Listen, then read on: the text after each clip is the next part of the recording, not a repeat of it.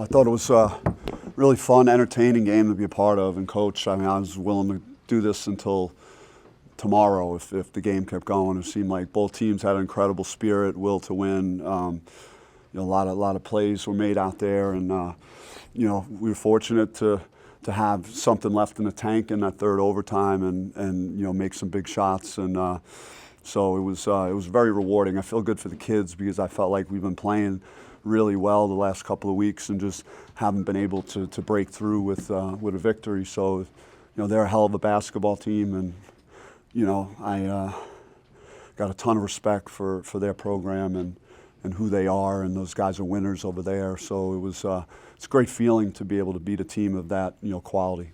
What's it like celebrating with the players and their feelings after the struggles that you guys have had to get a win like that? Yeah, I mean the adversities have been well documented, and what they've been through, but they haven't given up through all of this, and they've really stayed the course, and they keep trying to get better, and no one exemplifies that more than Marion Jackson, and just so happy to see him come through and make big plays throughout the game and have that kind of feeling that he has right now, and because he had just so much expectations, and there's nobody that works harder in our program, so it's just great that on this stage he come through like that.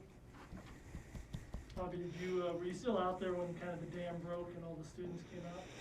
Yeah, it's great for them. It's great for everybody. The students, what all of us have been through for 2 years. It's good for everyone to enjoy a good moment, and it was exciting to see that, and got to fist pump with a number of the students and see them. They were terrific. Crowd was fantastic throughout the whole game, and they, their energy never dropped throughout any of the overtimes. They just were. It was a fun game to obviously be a part of. I'm glad they could enjoy it as well. Were you surprised this game was kind of uncharacteristic, being more of a shootout rather than a defensive back and forth? I think it was more of a byproduct of the overtimes and the point totals. It's just it's inevitable if there's 3 overtimes that you're gonna see a game like that. For us, but I thought we played cleaner and better and had good balance on offense. We had a bunch of guys in double figures, and Jalen Graham was great again, just double, and you go right across the board. We got contributions from all the guys that played. It seemed like Jalen and Kamani were attacking the hoop at the right time too. I mean, it seems like not the shots weren't falling, but if something wasn't going from outside, they just started taking it to the hoop. Do you feel that helped started breaking their defense down a little? Yeah, I mean even the 3 that Jay Heath hit on the left wing was big. Just it's kind of like we went inside out. Like the fact that Kamani and Jalen could be a threat down there to score the way they've been. It's now loosening up things for the perimeter where those guys are getting better quality shots. So the fact that we can do that, I think, is going to be really beneficial to our offense. It seemed like early your ball movement was really good. I think you had 14 assists on like the first 16 or 17 buckets. So it seemed like that was better today than it has been in recent games.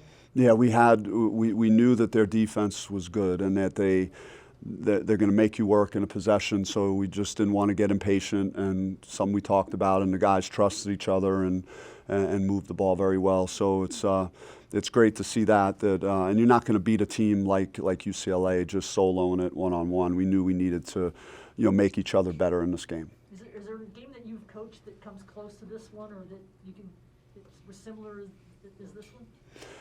I mean, for a second I remember watching like UConn when they had Kemba Walker in like the Big East tournament, and it was like 5 overtimes. So I was saying like in the third overtime maybe it'll be that, who knows. So it was, but I was like enjoying it. Like some part of me didn't want it to end because like both teams are really good tonight and played a heck of a game. So it was like fun to be a part of it and coach it. Kamani had 2 big made free throws in that third overtime, and he kind of made up for the ones that he missed earlier in the game. Does that kind of speak to the clutch factor? Yeah, I mean, look at how the game ended. We fouled. We wanted to foul around half court to not allow them to get a 3 and make them shoot free throws. But Kamani Marion made a really good pass to Kamani, and he stepped up there, and I think that made it 6. So that gave us a little more cushion, to overcome the turnover we had. But it was great that Kamani stepped up in a key moment and made those shots. Bobby, you had I think chances to win last possession, first overtime, second overtime, maybe at the end of regulation.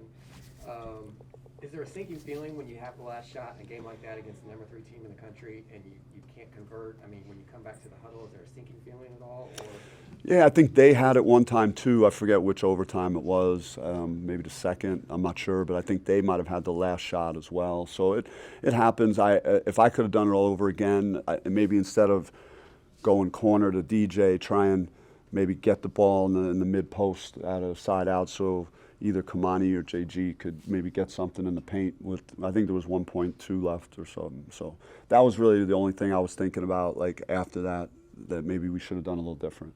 And was Jalen, I guess he had some stomach issues, and was he ever in jeopardy of not playing tonight? Well, this morning when we spoke on the phone and he told me what he was going through, and I'm not going to be graphic about it with everybody like the other night, but I just said to rest and sleep, and he got some medicine, and he was able to get down some fluids, and then he just battled through it, man. He's a warrior today considering what he's going through. You touched on it earlier. Oh, go ahead. I was just saying, usually, I think since you had COVID, you've been giving coaches just kind of wave. I'm sorry.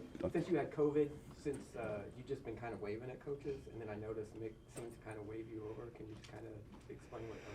Yeah, I mean, I think Mick knows, and I know I've gone way back with him, even probably before I was even coaching, and so I've known him for a while, and I think he's understanding of just how hard it's been here, and he had some very nice words to say about how we just played and competed, and like I said, he's got a heck of a team, and their top assistant was a guy I went to high school with, Darren Savino, so it's nice seeing them and be able to talk to them for a minute after. You mentioned the mid-post with Jalen and Kamani and just their ability to create opportunities for teammates.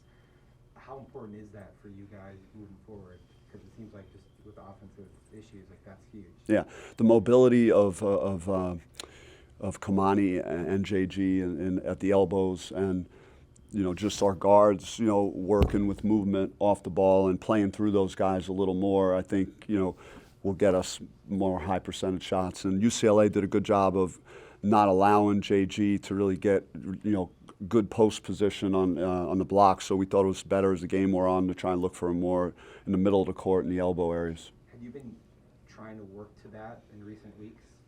I mean, he just started doing it in the Colorado game. Jalen did, and Kamani's had some good games too, where he's been real productive in the lane and stuff. And so Jalen taking another big step has opened the doors for us to really do this more. And he just makes us different and unique because of just all his skill set and his touch and his footwork and his passing ability. He makes really good passes when help comes to him. You guys have kind of gotten off the mat again and again and competed. What do you imagine being rewarded with a win does for them going forward, starting Monday with another top team? Yeah, it would have been a tough one if I walked in here again and we didn't come through with the win. But the morale in the locker room right now is unbelievable because we know that we're not backing into wins somehow. We're winning these games, and we've been very competitive in these games against the elite teams, and we've been going toe to toe. So to break through and win, it hopefully will build confidence as we keep going. You've talked about the moral victories and playing close and playing better, but obviously it seems like this game that kind of has shown that your guys have had confidence even in those losses. And I just think they were very determined. They were determined, and they would not be denied. And that was what I was hearing in huddles from the players that hey, we're in this overtime, we're going to get this. So they had the right mindset, and they just you knew that they were going to do what it takes to win.